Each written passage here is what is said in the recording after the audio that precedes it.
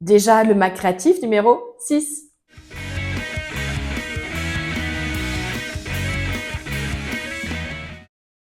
Bonjour à toutes et à tous, bienvenue sur Trop bien, faut que j'essaye et bienvenue dans cette nouvelle édition du Mac Créatif. Le Mac Créatif, c'est le magazine sur YouTube qui parle de tous les loisirs créatifs et c'est un concept unique et je suis ravie de voir qu'il vous plaît de plus en plus. Je vous remercie donc pour votre fidélité et j'accueille les bras grands ouverts toutes les nouvelles personnes qui viennent de me rejoindre sur cette chaîne. N'oubliez pas que j'ai également un compte Instagram où je vous propose tous les mercredis l'actu créative. Je vous propose tout de suite de découvrir le sommaire de ce numéro 6. Ce mois-ci, nous partons à la découverte de Carole qui a créé le chouette concept des box Hello Kit. Notre invitée créative, c'est Christelle de l'Arc-en-Ciel. Nous allons faire avec elle un chouette projet qui va mélanger scrapbooking et aquarelle. Sortez vos pinceaux. Nous inaugurons aujourd'hui une toute nouvelle rubrique avec la présentation d'un livre. Si vous aimez le crochet, ça va vous plaire. On va faire ensemble un tuto express. On va découvrir un chouette produit avec un métier à tisser. On va découvrir ensemble une chouette astuce et on va inaugurer encore une nouvelle rubrique avec les définitions. Eh bien écoutez, c'est parti pour le Mac Créatif numéro 6. Dans ce nouveau portrait, je suis ravie de vous conduire jusque chez Carole qui a créé les box Hello Kit. Encore une très jolie rencontre grâce aux réseaux sociaux que je vous invite à découvrir tout de suite dans ce portrait. Moi, c'est Carole, je viens d'avoir 38 ans. Je vis du côté de Lille, Belgique. Je suis en couple depuis belle lurette, 17 ans. Et puis, j'ai 2 enfants merveilleux qui ont 8 ans et 4 ans. Pour mon parcours, en fait, à la base, j'étais psychologue du travail. J'ai travaillé plus de 10 ans dans ce domaine-là, notamment dans le domaine de la reconversion professionnelle. Et puis un beau jour, c'est moi qui me suis reconvertie. Et j'ai eu envie d'apporter davantage de créativité dans mon quotidien. J'ai créé Hello Kit. Les box Hello Kit, c'est la créativité à portée de main. Et ce qui est très sympa, c'est que cela va être très varié. Donc comme on dit, il y en aura pour tous les goûts. Et ensuite, tout de suite, Carole qui nous explique comment et pourquoi elle a voulu créer Hello Kit. Juste le temps qu'elle se fasse un petit café parce que c'est bien connu, la vie d'entrepreneuse créative, ça demande beaucoup d'énergie. En fait, j'ai toujours aimé prendre soin des personnes et j'ai toujours été passionnée de la créativité.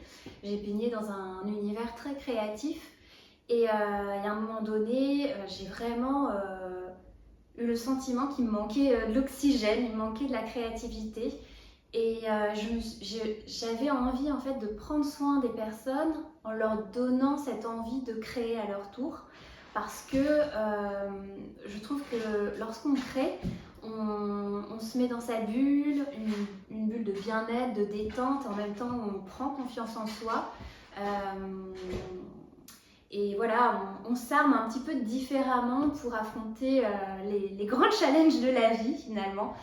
Voilà. Et plus on se challenge, on découvre des nouveautés, on ose. Et je trouve plus on est...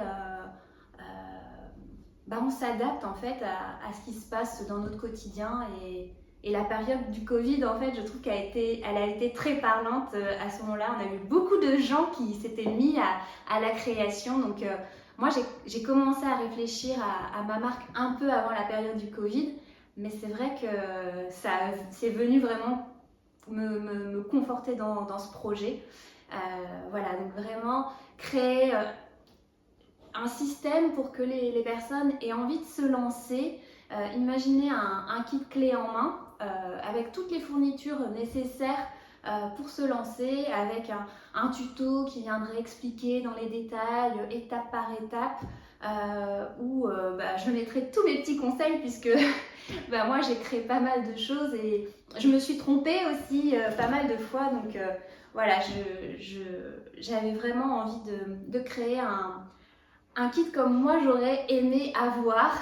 Et voilà, le système de box par abonnement, parce que du coup, j'aime beaucoup cette idée de proposer des kits DIY surprises chaque mois. Donc une fois, ça peut être une bougie, le mois d'après, le macramé, la fois d'après encore de la broderie. Donc ce qui fait que même si on peut être, je sais pas, expert quelque part ou débutant ailleurs, bah, l'un dans l'autre, on est toujours amené à découvrir quelque chose et voilà, et se laisser un peu surprendre finalement. Une des plus grandes satisfactions de Carole, et on la comprend, c'est lorsqu'une cliente, fidèle, lui a écrit pour lui dire que le fait de réaliser toutes ces activités manuelles l'avait aidée dans la rééducation de sa main suite à un accident. C'est là une excellente occasion de demander à Carole ce qu'elle aime le plus dans son métier. Alors, ce que j'aime le plus dans mon activité, déjà, c'est de créer vraiment au quotidien. Et la deuxième chose, c'est le cadre de travail. Je suis trop contente de travailler de chez moi. J'adore ma maison, j'adore être dans ma petite bulle. D'être seule, d'être tranquille. Je crois que c'est vraiment dans mon caractère. C'est vrai que j'adore les gens, mais ça m'épuise aussi beaucoup. Donc le fait de pouvoir travailler vraiment en toute autonomie, moi ça me fait beaucoup de bien.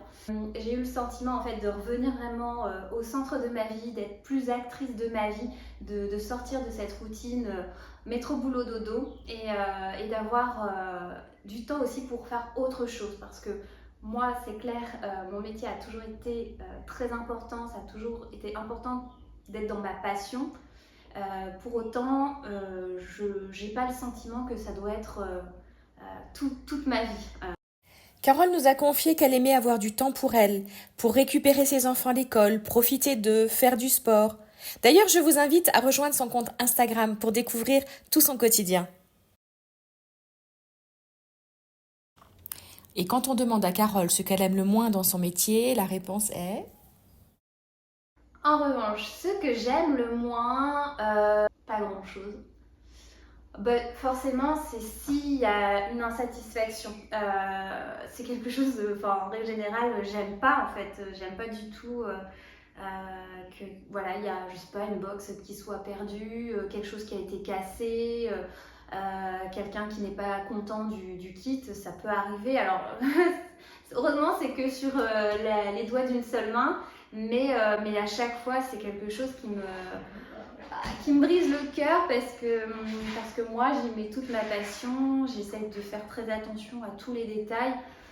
Donc forcément, quand il y a ce genre de choses, c'est vraiment ce qui me met le plus mal à l'aise en fait. La vie d'entrepreneuse créative ne se résume pas à faire des créations. Il faut gérer les réseaux sociaux. Il faut aussi bien entendu gérer la partie administrative, le site internet, la comptabilité. Carole nous a même avoué que ce n'était pas ce qu'elle détestait le plus. Tous les mois, Carole passe ensuite de nombreuses heures à vous confectionner vos box, à couper, à emballer, à fermer comme il faut, à vous rajouter la fiche technique, bref, à y mettre tout l'amour dont elle a pu vous parler précédemment. N'hésitez d'ailleurs surtout pas à visiter son site internet, je vous mets évidemment le lien dans la description de cette vidéo. Même à la poste, ils connaissent maintenant les box Hello Kit. Terminons ce joli portrait en demandant à Carole ce qu'on peut lui souhaiter pour la suite. Garder cette flamme en fait, garder cet entrain, cette envie. En fait, ça fait 3 ans maintenant que j'ai créé Hello Kit et je suis toujours hyper heureuse d'aller me lever le matin, d'attaquer une nouvelle journée, de relever tous les défis que je peux avoir. Et la fin de la journée, je suis toujours hyper satisfaite en fait de ce que j'ai fait, de ce que j'ai réalisé, des retours que j'ai pu avoir, des personnes avec qui j'ai travaillé. Et voilà, et je trouve tellement précieux. J'ai pas toujours eu ça dans ma vie professionnelle et voilà, juste conserver ce climat à la fois mêlé d'une grande sérénité et en même temps de beaucoup de joie, de pétillement, ouais, ça, surtout ça. Et évidemment plein de box, mais surtout cette flamme en fait qui m'anime pour la suite. Après, peu importe comment Hello Kit évoluera, mais tant qu'il y a cette flamme, je serai prête à déplacer toutes les montagnes. Je suis ravie d'inaugurer une nouvelle rubrique avec donc lire et créer. Je suis surtout ravie de vous faire découvrir Sophie, alias Sosou, qui sort un livre aux éditions Erol. Donc si vous êtes fan de crochet et que vous avez envie de faire des jouets d'éveil pour vos petits bouts, cela va vraiment vous plaire. Bonjour, alors moi c'est Sophie et on me connaît sous le nom de Sosou parce qu'en fait il y a quelques années j'ai développé une activité complémentaire dédiée au crochet et mon surnom là-bas c'est Sosou. Euh, j'ai appris le crochet de manière tout à fait autodidacte, donc en reproduisant pas mal de tutos. Mais en 2019, j'ai vraiment ressenti le besoin de développer mon propre univers et j'ai commencé à développer progressivement mes tutos.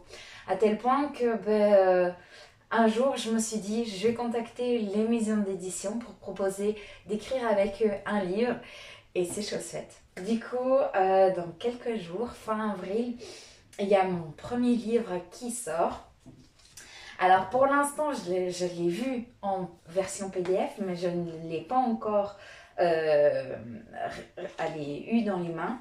Et donc ici, je peux que vous présenter pour l'instant la couverture. Et le livre s'intitule Jouets d'éveil au crochet, dans laquelle je vous présente en fait 10 réalisations exclusives à réaliser au crochet. Ça va être à chaque fois des peluches, mais qui auront un petit twist en plus parce que j'adore apporter de l'interactivité dans mes amigurumi. Et donc, je vais toujours rajouter un petit extra, que ce soit un grelot, une boîte à musique, du papier bruissant, pour vraiment surprendre l'enfant et l'inciter à interagir avec la peluche. Mais je vais même cette fois-ci un peu plus loin, parce que dans l'ouvrage, vous allez retrouver aussi 2 tutos spéciaux pour les enfants qui ont peur dans la nuit, chose que moi j'étais quand j'étais petite. Euh, et en fait, là, je vais jouer soit avec une lampe LED qu'on va recouvrir avec un crochet, soit avec du fil phosphorescent qui va être intégré directement à l'ouvrage. Et il y en a pour tous les niveaux. Les ouvrages ne sont pas très compliqués. Il y a des techniques un peu plus particulières, mais c'est vraiment accessible à tous. Et surtout, avant le livre, vous avez toute une section de plus ou moins 50 pages où où je vous partage toutes les techniques que moi j'applique dans mes amigurumi et j'espère qu'elles vous aideront à peaufiner et à parfaire vos amigurumi. Donc voilà, je vous invite à aller découvrir mon nouveau livre, mon premier livre, et surtout à vite prendre votre crochet pour réaliser votre version.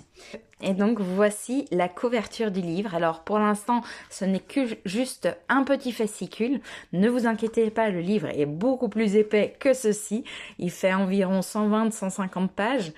Mais dans ce livre, donc vous avez toute une section ici avec le matériel que je conseille, les techniques de base, les points, les techniques générales et d'assemblage. Et ensuite, dans le livre, vous retrouverez ces 10 réalisations qui sont donc des pièces qui vont essayer de stimuler l'enfant, soit par le bruit. Donc ici, par exemple, on a un petit hochet koala avec un grelot, mais aussi une petite libellule. On a le lion d'éveil, où là, de nouveau, on travaille le bruit. On va aussi travailler la peur du noir avec le petit hibou phosphorescent et la pieuvre veilleuse. Et un de mes préférés, c'est Georgette la mouette, qui est une petite peluche musicale. Voilà, mais j'espère que ces ouvrages vous plairont et rejoignez-moi sur les réseaux pour découvrir encore plus de mon univers. On se retrouve maintenant pour découvrir un petit produit bien sympathique, un petit métier à tisser. Aujourd'hui, j'ai le plaisir de tester avec vous et pour vous un métier à tisser. Alors, ce métier à tisser, vous pouvez le retrouver sur le site onedaysaving.com. Je vous mets le lien dans la description. Et ça avait fait l'objet d'un petit unboxing, un petit vlog, nouveau petit format que j'ai lancé sur ma chaîne. Alors, ce n'est pas un nouveau format, on est bien d'accord, mais en tout cas, c'est un nouveau format sur cette chaîne. Alors, j'ai sorti différentes laines, du fil de macramé ou autre, parce que je souhaite continuer à décorer mon bureau. La décoration de mon bureau a d'ailleurs fait l'objet d'une vidéo. C'est le dernier tuto, enfin les derniers tutos même, disponibles sur ma chaîne. Je vous invite à consulter tout ça avec le lien que je vous mets juste là-haut. Et puis maintenant, écoutez, je prends tout ça, les différentes couleurs. J'adore ces combos de rose et de gris. Et puis on fait ça ensemble. Alors je fais le test donc avec un petit modèle, il faut prendre de la ficelle et puis la dérouler, évidemment elle tombe du bureau, et puis la passer dans les petites encoches et bien appuyer pour que ça descende bien on va dire dans l'encoche. Moi ce que je fais c'est que le premier fil, je vais le scotcher à l'arrière pour qu'il tienne. Alors je vais être honnête avec vous, il y a peut-être d'autres façons de le faire. Là je suis vraiment dans la découverte du produit et j'ai trouvé que voilà que c'était une bonne solution, mais je pense qu'il y a possibilité de faire aussi un nœud. Donc voilà, donc je continue comme ça et puis je vais maintenant donc prendre le fil et le passer. Donc il y a une espèce de petite languette comme un petit bâton d'esquimau avec deux petites encoches, ce qui permet donc d'enrouler en fait le fil et ensuite ça va faciliter pour passer à travers les fils. Donc c'est une fois en haut, une fois en bas, enfin une fois dessus, une fois dessous, ok. Et donc on le glisse comme ça et puis on cède. Il y a comme un petit peigne en bois qui permet donc de bien faire descendre le fil jusqu'en bas de l'ouvrage en fait. Donc c'est assez facile à faire, hein. C'est vrai que cet outil aide bien pour faire passer le fil. Voilà ce que ça donne donc sur les deux premiers rangs. Et c'est là que je me rends compte que j'ai oublié d'utiliser un des outils. En fait, ça permet de tendre encore plus le fil et de le surélever un petit peu. Et ça aide encore plus pour bien passer les fils ensuite. Et c'est vrai que après, quand je l'ai fait, je m'en suis rendu compte. Faites bien attention, là, comme je viens de vous le montrer, de bien faire, de passer le première fois où vous passez le fil, à bien envelopper votre fil parce que si vous passez en dessous, en fait, vous allez tout perdre. D'accord? Donc, on continue bien avec au-dessus, en dessous, pardon. J'ai essayé aussi avec une aiguille, une grosse aiguille à laine pour voir ce que ça donnait. Alors, c'est possible aussi. Je trouve honnêtement que c'est nettement moins pratique à faire comme ça. Mais voilà, si vous n'avez pas la petite languette, ça peut aussi finalement vous dépanner. Toujours avec le petit peigne. Ça va être bien pratique. Et alors j'ai essayé aussi avec du fil de macramé, donc plus épais. Et là j'ai décidé de le faire juste avec les mains, on va dire, de le passer en dessous. C'est pas forcément le plus pratique. En plus le bout du fil se dédouble un petit peu. Je fais bien attention aussi à ce que mes fils ne s'enlèvent pas du cadre. Et puis je vais continuer comme ça donc à passer mon fil, donc toujours une fois au-dessus, une fois en dessous. Alors je sais qu'il existe une multitude de points et de possibilités pour les métiers à tisser. Je vais continuer à expérimenter tout ça, sachant qu'ici on est sur une démonstration de produit, hein. On n'est pas sur un tuto complet. Donc ce que je vais faire, c'est que je vais continuer cet ouvrage et je vous le présenterai sur mon compte Instagram. N'hésitez pas à me rejoindre sur celui-ci. N'oubliez pas non plus que vous retrouvez ce produit donc sur le site onedaysaving.com. Je vous mets le lien directement dans la description de cette vidéo. N'hésitez pas à me dire en commentaire si vous souhaitez que je fasse un tuto complet avec donc un prochain avec un tableau terminé. Je pense que je vais m'en acheter un plus grand parce que c'est une activité qui me plaît déjà beaucoup, un peu comme le punch, on peut jouer sur les volumes, etc. Et ça, j'aime beaucoup. C'est l'heure du tuto par notre invitée créative et c'est Christelle qui vous propose donc de faire un mélange de scrapbooking et d'aquarelle. Je vous invite à découvrir ça tout de suite en images.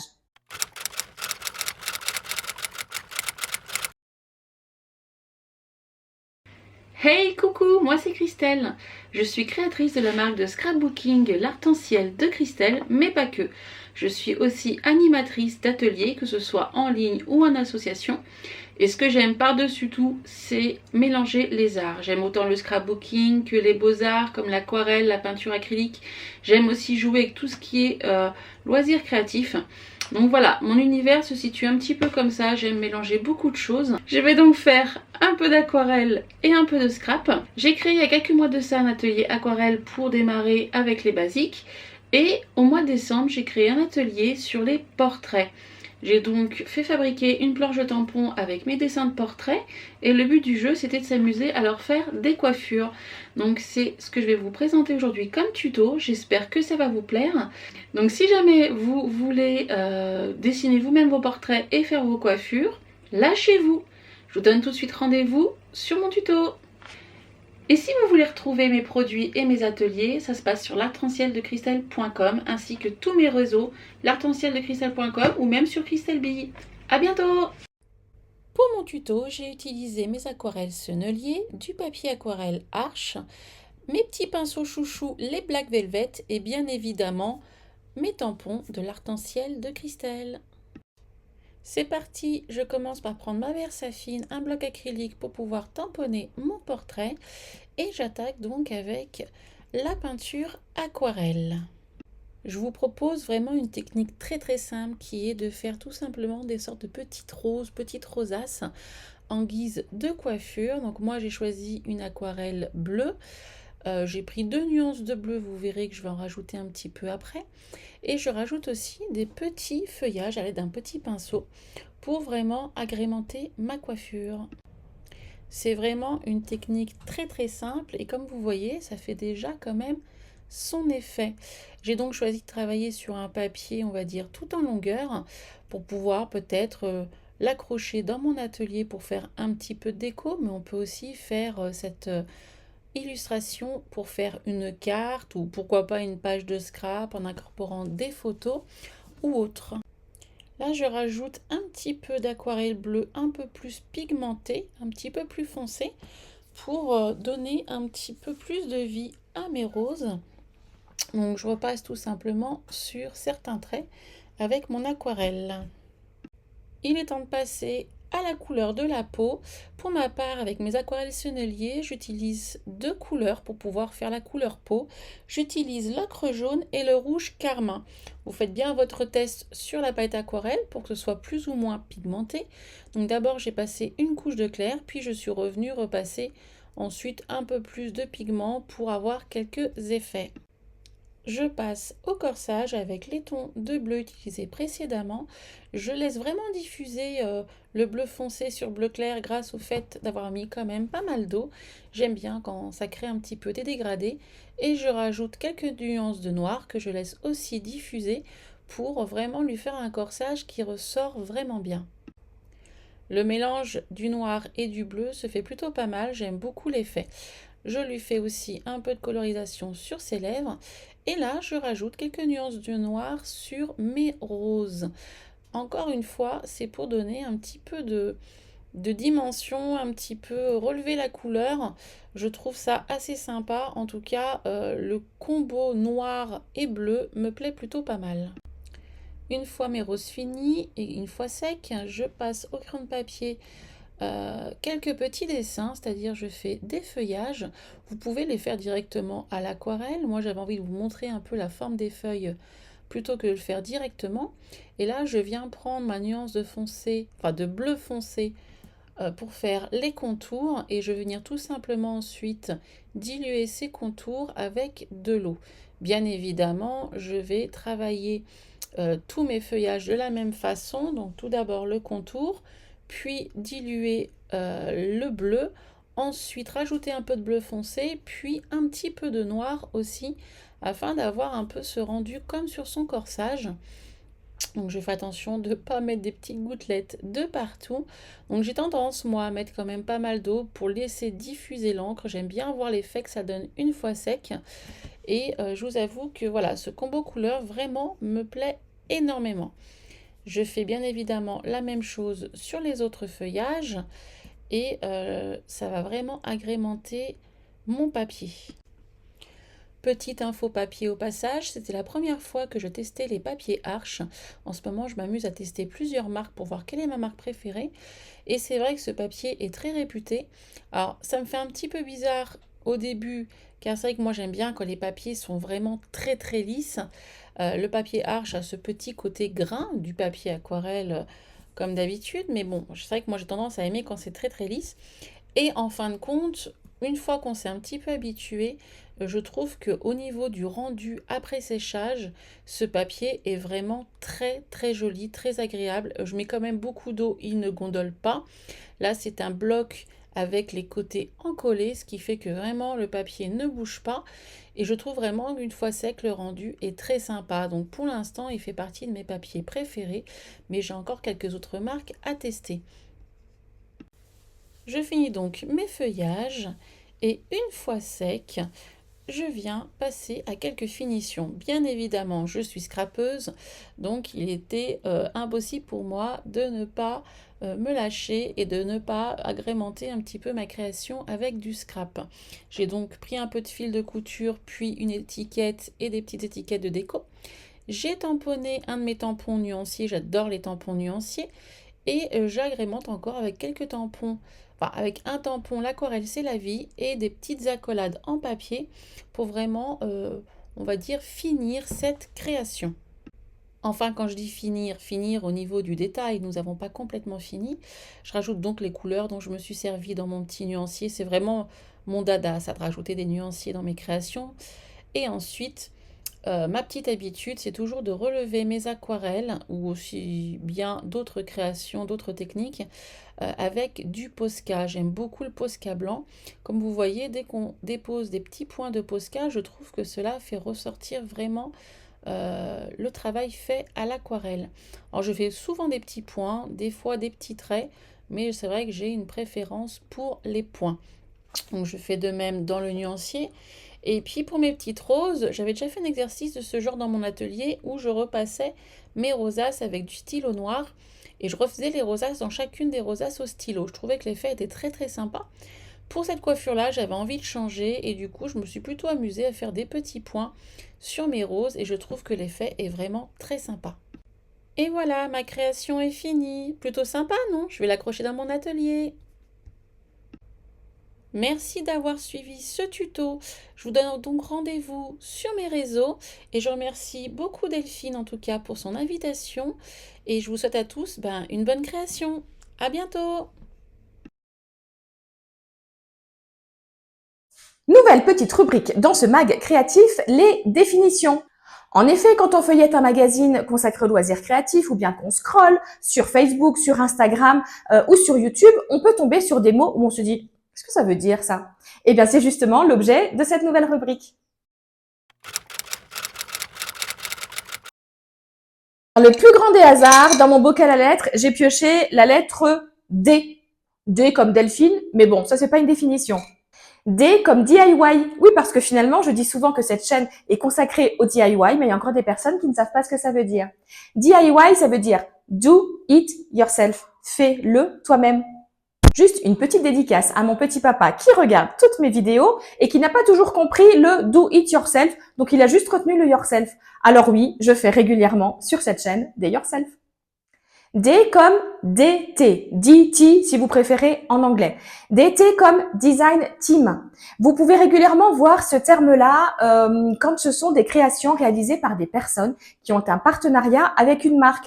C'est très courant, notamment dans le scrapbooking, de voir que un tel est membre de la DT, de la marque Intel. Cette petite rubrique est pour moi une excellente occasion pour vous inviter à consulter le site Make4 pour lequel j'écris régulièrement des articles consacrés donc au DIY. Et alors, très bonne nouvelle, vous allez pouvoir bénéficier d'une remise exclusive de 10% uniquement avec le code que je vous mets dans la description. Je vous laisse donc aller regarder tout ça et faire votre petit shopping. Dans le tuto proposé samedi dernier, j'ai réalisé différents éléments de décoration pour enfin embellir mon bureau. On est bien d'accord, c'est toujours le cordonnier le plus mal chaussé. J'ai encore une petite idée de ce que je pourrais rajouter parce que finalement j'ai un grand mur blanc et du coup ça fait l'objet du tuto express qu'on fait tout de suite ensemble. Pour ce nouveau tuto, j'ai sorti mes baguettes, non pas pour vous mener à la baguette, mais pour vous montrer qu'avec très peu de choses, on peut réaliser une déco très sympa. Il n'y a pas besoin de beaucoup de techniques, juste un petit peu de patience. Même si j'ai mis ça dans le tuto express, vous allez voir qu'en fait, c'est rapide à réaliser pour un super rendu. J'espère que la bande-annonce était top et donc c'est parti, on fait ce tuto ensemble. J'ai donc utilisé pour ce tuto une baguette et de la laine. J'ai découpé à l'avance des morceaux de rose et de gris pour aller donc avec le reste de ma décoration. Vous allez voir, c'est très simple. Je prends un premier morceau de fil, je le plie en deux pour avoir donc la même longueur. Je le passe sous ma baguette et dans la boucle, je passe les deux fils et je tire. J'ai envie de dire, le tuto est déjà fini, les explications en tout cas. Vous voyez, selon le côté, je vais voir ou non la boucle. Ce sera à vous après de choisir quel côté vous souhaitez présenter. On le refait encore une fois. Je plie en deux, de manière égale. Je le passe sous le pic, sous la petite branche. Ça peut être une branche d'arbre aussi, que vous pouvez utiliser évidemment. Je serre et hop, ça me fait le nœud. Voilà, vous voyez, je vous remontre les deux côtés, voilà ce que ça donne. Je vais donc maintenant alterner entre le rose et le gris. Alors amusez-vous, ça peut être 3 fois un gris, une fois un rose, enfin, ou ne faire qu'une seule couleur. Évidemment, vous pouvez vous amuser sans aucun souci. Vous pouvez aussi prendre du fil de macramé et ensuite le brosser pour un autre effet. Voilà en tout cas ce que ça donne. Une fois que j'ai posé tous mes fils, je vais juste un petit peu brosser tout ça. Alors, je n'ai pas pris un peigne pour pas dédoubler la laine. J'ai pris le petit outil que j'ai utilisé tout à l'heure avec le métier à tisser. Je vais maintenant jouer à la coiffeuse pour égaliser tout ça. Je me sers de mon tapis de coupe pour voir où j'en suis. Je prends ensuite des morceaux de ruban, donc du rose organza et du blanc avec des petites paillettes grises, utilisées déjà dans un autre de mes tutos, donc toujours pour avoir quelque chose d'assorti dans mon bureau. Je mesure la longueur, je coupe et je vais en fait faire simplement ensuite un nœud comme j'ai fait tout à l'heure avec la laine. Voilà, donc je vais le positionner, faire le nœud. Je serre bien fort pour que ça ne s'enlève pas, que ça ne se détache pas. Et je vous montre juste... alors, voilà. Le souci, c'est que ça gondole un petit peu. Je pense que je vais le repasser après, mon ruban. Parce que forcément, comme il était enroulé. Sinon, là, je plie mon ruban en deux. Je prends mon ciseau et ça me fait une petite pointe. Pardon, je ne l'ai pas suffisamment bien montré. Une petite pointe en fanion. C'est une astuce que je montre dans les vidéos qui sont consacrées justement aux trucs et astuces pour se simplifier le DIY. Je fais donc pareil de l'autre côté avec mon ruban blanc et gris. Voilà ce que ça donne. Je prends ensuite un morceau de laine, enfin là c'était du fil de macramé, je le noue des deux côtés bien fort et je rajoute de la décoration. Là ça va super vite, c'est le tuto express. Donc des petites fleurs avec mon pistolet à colle. Voilà ce que ça donne, je vais réégaliser une fois qu'il sera accroché au mur et je vous montre tout de suite justement le résultat final.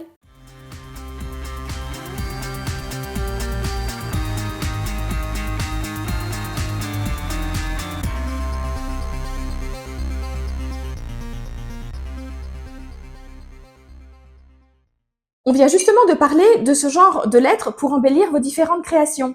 Par contre, vous vous rendez compte qu'il vous manque un E ou un M. Comment faire? Eh ben, c'est tout l'objet de cette rubrique. Pourquoi j'y ai pas pensé plus tôt?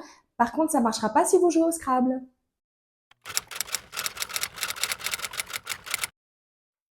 Cette nouvelle petite astuce va vous permettre de rentabiliser votre matériel et même de faire des petites économies. Je vous montre ça tout de suite en images. En effet, si par exemple vous avez l'habitude d'utiliser ce genre de lettres autocollantes pour vos projets de scrapbooking ou de home déco en général, ou bien ce genre de petites lettres en bois, il peut arriver qu'il vous manque certaines lettres. Alors par exemple le E, le M, ce sont des lettres qu'on va souvent utiliser et on peut se trouver en rade. Et ben moi ce que je vous propose de faire, c'est tout simplement de voir votre matériel différemment. Et regardez, ici j'ai un W, mais si je le retourne, j'ai un M. C'est tout bête, mais il suffit simplement d'y penser. Regardez, je vous le remontre ici avec un M et un W. Le M, le W, franchement, peu importe dans quel sens on les met, on va avoir le même rendu. N'hésitez pas non plus, le I, à en faire un L minuscule. Le 8 peut très bien se transformer en B sans aucun problème. Évidemment, le O, le 0, même combat. Regardez, par exemple, ici, pour écrire le mot Chippy, je n'avais plus de E, j'ai pris un 3 à l'envers. En plus, ça apporte une petite touche d'originalité à votre produit. Alors, ce n'est pas une astuce, pourquoi j'y ai pas pensé plus tôt? En tout cas, j'espère que vous vous êtes dit « Oh trop bien, faut que j'essaye ». Si c'est le cas, vous n'hésitez surtout pas à partager, à liker et à commenter cette vidéo et également à vous abonner si ce n'est pas encore fait. Je sais que vous aimez me voir bafouiller, mes invités également, alors c'est tout de suite l'heure du bêtisier. Nouvelles abonnées. On va découvrir un chouette produit on va découvrir ensemble une chouette astuce et on feuillette les différents méga. Je dis régulièrement que plaisir de participer. Je vous propose donc de faire un petit tour et puis donc là maintenant on fait Hello, alors pour le petit blabla, je sais pas quel format tu voulais, donc je me suis dit que je ferais en direct live comme ça. Et on me connaît davantage avec du fil phosphorescent, qui sont donc des venir Hey coucou, moi c'est Christelle de C'est Nul et je recommence. C'est trop bien, c'est pas ça non plus. Préféré. Une erreur s'est produite. Essayez à nouveau dans quelques secondes. C'est Google qui. Voilà. Bon, sympa. Et ça aussi, c'est nul. Voilà. Et n'oublie. Elle me dit, si tu as fait des petits couacs dans ta vidéo, envoie-moi, ça ferait un bêtisier. Moi, dans ma tête, je suis en mode non, je ne ferai pas de bêtisier. Et je pense qu'à ça, faire attention de ne pas faire des boulettes. Et je fais que des boulettes. Voilà, voilà, oh, trop bien. T'as ce qu'il faut. Voilà, j'espère que cette nouvelle édition du Mac Créatif vous aura plu. Si c'est le cas, n'hésitez surtout pas à partager, à liker et à commenter et à vous abonner si ce n'est pas encore fait en activant la petite cloche pour recevoir une notification dès qu'une nouvelle vidéo sortira. En tout cas, sachez que de mon côté, je prends énormément de plaisir à vous le préparer et à être en contact avec toutes ces créatrices. Je vous donne rendez-vous déjà le mois prochain avec de jolies surprises et de beaux portraits à découvrir avec des créatrices et peut-être même des créateurs. On se retrouve également très bientôt pour un prochain tuto. En attendant, je vous souhaite de chouettes moments créatifs en ma compagnie. Je vous embrasse très très fort et je vous dis à très bientôt. Bye bye.